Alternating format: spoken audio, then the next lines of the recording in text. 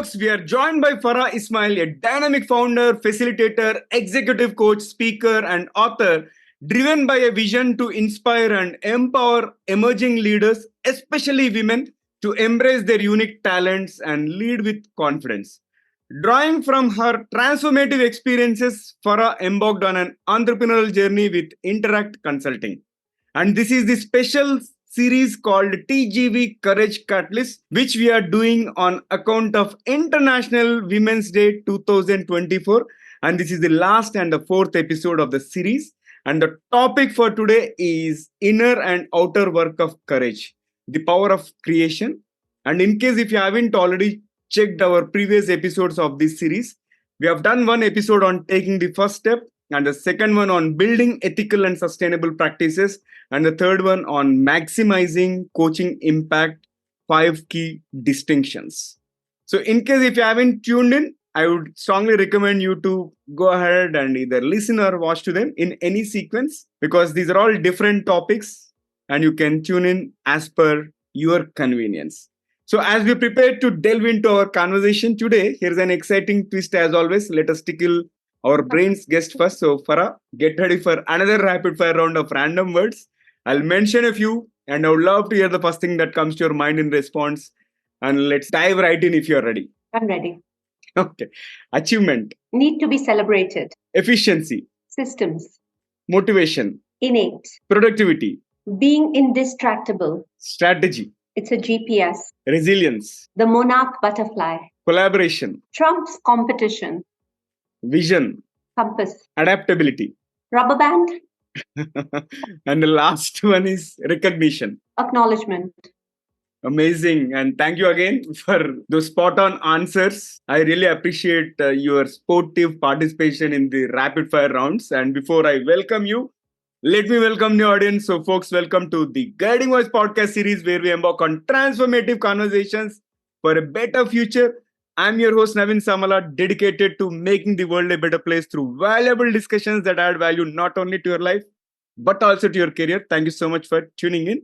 And Farah, welcome back to the Guiding Voice. How are you doing today? I'm just enjoying the series. Thank you, Naveen. I love your energy and I love your rapid fires as well. So thank you for inspiring me every week. Most welcome. And the way this series is shaping up is really inspiring. And I'm getting a lot of positive feedback from our audience. And I'm glad that we are doing this. All right. So, Farah, let's get started. Get started into the topic right away. Like, how do we define this inner and outer work of courage? And why are they important? I think this is really important because whatever we do in our life, I think it's about bringing our whole self to everything. So, and the first step is definitely aimed at the inner game of consciousness. And that's the inner work, right? So it's based on the belief that if you own your story, you can write a new beginning. So that's the inner work where you find time to know yourself better, explore your strengths, transform some of the thinking that can come in your way of creating the life you want to create, and really have a vision of the future. So I believe that it starts with that. And when you have that, then it's easy for you to then continue building and capitalizing on any extrinsic capabilities that we need today, right? So to further develop and empower others. And that's what we do. We create ripples in the world. And that's when we start developing new muscles, new skills. So it starts with the inner work.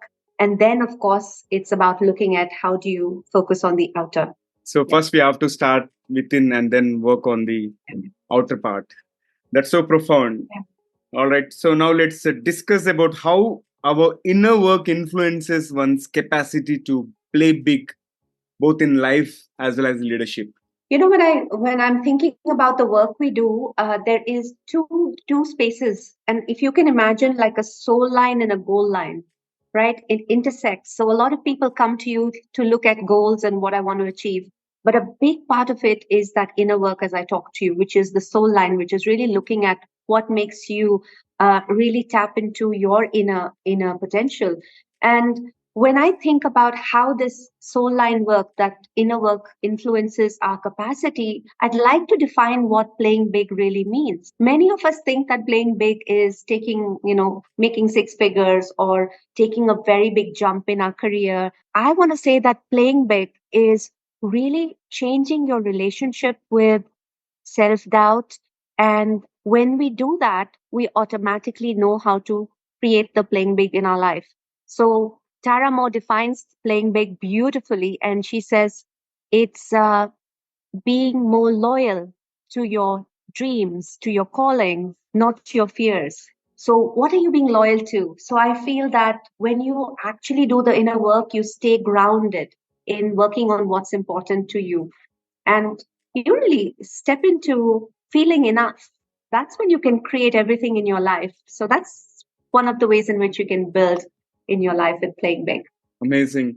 And a while ago, you mentioned about exploring the strengths to be able to create the life you want to create. So I would like to understand, how does the concept of power of creation fit into both our personal and professional growth? This is something that it's a language I've been using very much. So whoever talks to me will know I would say that I'm creating myself in this moment. We are creating this experience. So everything is a creation. I create my experience when I'm in a meeting. I create my who I'm being in my life and my business. I'm creating my relationships as well. So when we understand that this power of creation starts with our language, not just what we speak, but also our mental language. We can find ways to shift it so that we can step into our strengths. So I would say that that has made the biggest difference for me, because that has helped me to shift from all the ways that we keep ourselves stuck or listening to a voice which is the inner critic, and shifting into really looking at listening to a more authentic voice, and then focusing on building everything around us. So I would say that by focusing on who you're being in this moment, how you're creating your world, that's what's going to create your reality. So I would say watch how you're creating yourself in the language you use. It's everything. Amazing. Here comes my next one. So, what practices do you recommend for someone looking to strengthen their inner and outer courage? So there was a time when I had lost sight of myself. I was struggling with feeling like I was powerless in my life many years ago. And the work that really helped me was the work I did with Brené Brown. I took a year to do this work of looking at it was based on her book called Dare to Lead. And I took a lot of time to look at, what are the armors I'm wearing? So I used to think I'm perfect, or I wanted to be perfect. I was a superwoman. I wanted no help from anyone. So can you imagine how I was really creating a lot of barriers in making the shift in what I want to create? So there was too many like armors around me. And I think the biggest shift I took was peeling off those layers, like understanding, what is coming in my way, and taking off those armors and believing that progress, not perfection. And so when I started becoming vulnerable, so the inner work is being true to yourself, being authentic, and vulnerability is your strength. And I think that's when I started owning that, that's when I was able to shift everything else. I became more relatable. I became more honest with myself. And I guess that's one thing I would say that will probably help you to strengthen that muscle. Mm-hmm. And the out courage is, I do some fun stuff like looking at what's one thing that I fear I like to do every day. So like these small things that you can step into, and you can give yourself that ability to shift your capacity of stepping into courage, taking small steps, like we said, taking small action, going towards something which is uncomfortable. So I would say that that's the journey of building both kinds of courage. It can be emotional, it could be physical, it could be mental. So there are various aspects of it. But truly, it's about speaking from your heart, being vulnerable is the starting point. And has it led to any significant breakthrough in your career? it has made a big shift in how I'm showing up in my business, because initially when I was creating from a space of you know, I am courageous, but I still had a lot of work to be done. I found that I wasn't stepping into waking up to my potential or my power. And what I'm shifting now is really creating new possibilities. So the creation piece, like for instance, really playing bigger by serving powerfully. So I would say that a lot of ways in which I'm experimenting is coming from this ability to be okay to fail, be okay to make mistakes. And I think that childlike wonder to be like that in your business, because it's the long game, right? So I think that has made a big difference. So I bring that to the space. Got it. And I'd like to add one more there. You can Sure. put this in. One of the breakthroughs I had was deciding that I want to build a prosperous, ethical, and a sustainable practice. Yeah.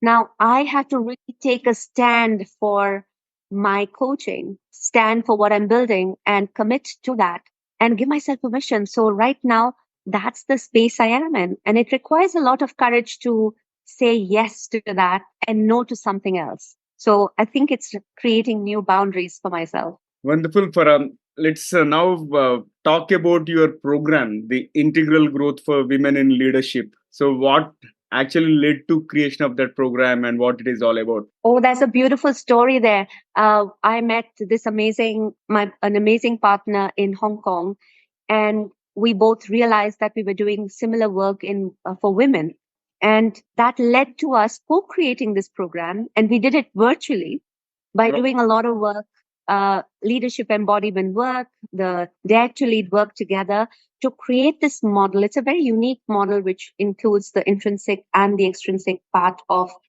building leaders. And so it's really about building the program is to create authentic leaders who can make a huge impact in the world. So I want to say that our work together was so powerful that we shifted when we created. And of course, we launched it in Hong Kong and we brought it to India. And this is something that I'm really proud of. It was a work of love and doing work on ourselves before we tested it with women leaders. That's what it's all about. Mhm. And what kind of age group or the career level that you are targeting for this? So this is for successful leaders who have been in the space and looking to create a bigger impact in their life and their business. Maybe they are already successful, but feel unfulfilled sometimes because of outward signs of success, but inner they're not really happy. So we have worked with senior leadership in creating this, and I feel that this is applicable to leaders of mid and senior level. Oh, got it. And where can our audience find more information? They can find all this information on my website, which is very simple, coachfarah.com. Coachfarah.com. All right. So, those of you who are listening or watching this episode, you'll find the link to Farah's website in the show notes or the episode description. And on that note, Farah, it's time for us to kick off the second rapid fire round to spice up the episode further. If you're ready, let's dive in. Yeah. Okay. And I have to really do a lot of homework to come up with these kind of questions because we are doing a series of 4 episodes. And here comes my next question. What is the funniest thing that has happened to you on a video call? I've had many times where there's, when my client's pet is actually in front of me on the call. So I've taken pictures for memories. So it's the cutest thing that I'm coaching a pet and not my client. So I love those moments. Yes. Nice. And what is the most unconventional method you use to stay organized? Unconventional? Yeah. Unconventional method. I have to really think about this. I think the most unconventional method I have is I have this room that I've created in this thing in my home where all my material, facilitation and coaching material is all stored in different bags. And I just have to go and pick, know which bag is what. And so I find that has worked for me so far. So there are bags full of materials that I go and pick. So nobody else can find that, Naveen, only me. Did you write a label over that, or how do you recognize that? Is that a secret? No, there's no secret there, but I did attempt to write labels, but they don't stay in those on Yeah. those bags. But I have Mm. to use my memory, I guess. I see. Got it. Got it. That's a good one. And it comes my next bullet. If you could have a famous CEO as your personal mentor, who would you choose and why? I would actually choose, if I'm looking for a personal mentor, I probably would choose Indra Nooyi. Wow. Amazing. And recently I came across her story. She's also good at exposing her vulnerabilities. And one thing that resonated well with me is she said, despite of how much hard she worked, right, there is still the factor of luck has played. That's why she's able to scale such a high position, right? Especially in a foreign land, and which is so inspiring. Amazing. Absolutely. Absolutely. And I guess that's another reason why I would love to connect with her. Great.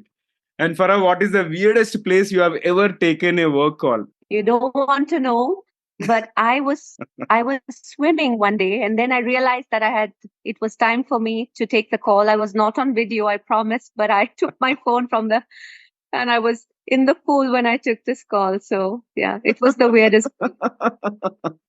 I bet.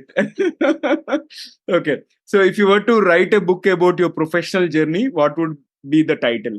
It would be Courage Unlimited. Courage Unlimited. Awesome. And here comes the last bullet. If your professional life was a genre, would it be drama or comedy or romance, action, horror, or science fiction or anything else? I would love it to be a comedy. I need so much of fun and joy in my life. It has to be a comedy. Nailed it. Thank you. Amazing. I loved all your responses. And let's flip back to the mainstream. So, what advice would you give to women who aspire to take the next step in their career journey? I would say just be bold enough to say yes to yourself. And one thing that has served me is, this comparison that we have when we look at someone else in this journey. I would say that only compare to your yesterday's self, no one else, because you're so unique and you're so powerful. So don't forget who you are. So I would say just do it, step in, and enjoy the journey. Amazing. So everybody's life is unique and we don't have to compare with anybody else's. Amazing. Superb. I loved the conversation and the entire series. So thank you so much. And before I officially wind up the series, I'm going to put you on the spot.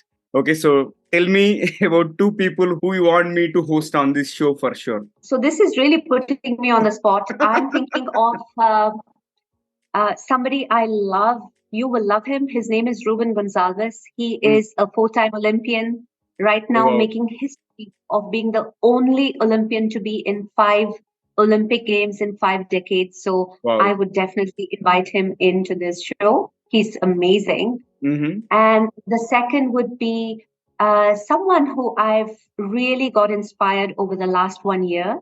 He runs the school where I'm currently, next week, I'm going to graduate from. It's the #1 prosperity school. His name is Ankush Jain. And his way of being is powerful. I would love to connect you to Ankush Jain as well. Amazing. Thank you so much. And I look forward to having those conversations. And I'm sure it is going to add a lot of value personally to me and also the TGV family. And Farah, thank you so much once again for making this series happen. And thanks to Kavita Garla once again for connecting us both. And this has been fabulous series. And I'm going to cherish this for a long time. Thank you once again. I want to send this to you and to Kavita. Thank you so much. It's been my pleasure. We did it together. Thank you, Naveen. All right. So, pleasure to have you, Farah, and looking for many more conversations. And friends, that was our last and final episode as part of TGV Courage Catalyst series with Farah Ismail. And before we jump into the fun trivia section, we have a quick request for you. In case if you haven't already subscribed to the Guiding Voice podcast, please subscribe from wherever you have tuned in. Either it is YouTube or if you have tuned in from Spotify or Apple, you can hit follow and also, if possible, leave a rating or review, because by leaving a rating or review, it is going to help us boost our reach. Also, if you have enjoyed the conversation, request you to share with at least 3 of your friends or colleagues who would also like the Guiding Voice. TGV and spread the knowledge and help others grow just like you. Now, let's hop into the trivia segment. Having had amazing series by the name Courage Catalyst, right? So choosing courage over comfort, I thought I would present you a few facts related to courageous leadership and especially mention about courageous leaders. So, first, let us understand who these courageous leaders are. They are the ones who fearlessly navigate challenges, inspire others, and drive change in the face of adversity.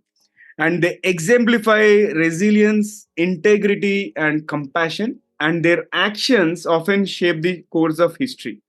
From Winston Churchill's unwavering resolve during World War II to Malala Yousafzai's fearless advocacy for girls' education, these leaders demonstrate the power of courage in shaping a better future for all, whether facing political turmoil, social injustice, or personal adversity. Their unwavering commitment to their values and vision inspires others to follow suit and create positive change in the world. So that's it from my side about courageous leadership. But here is an ask. If you know of any courageous leader that has inspired either you or people around them, I would love to know about them. So please let me know about them by commenting. If you are watching this on YouTube, you can comment there. Or if you have found this episode on social media platform, do not forget to tag them. And that's it for today. Thank you so much for tuning in and also for being part of our awesome TGV family. And folks, would love to hear from you. Do not hesitate to share your ideas, feedback, topic recommendations, or even guest speaker suggestions either through social media or you can also email us at theguidingvoiceforyou@gmail.com. And let's create content that resonates with you. I'm your host, Naveen Samala, a lifelong learner, and my goal is to have impactful conversations that improve not only your life but also your career. So until next time, take care, stay inspired, and remember the best is yet to come. Goodbye for now. See you all in the next episode with another amazing guest.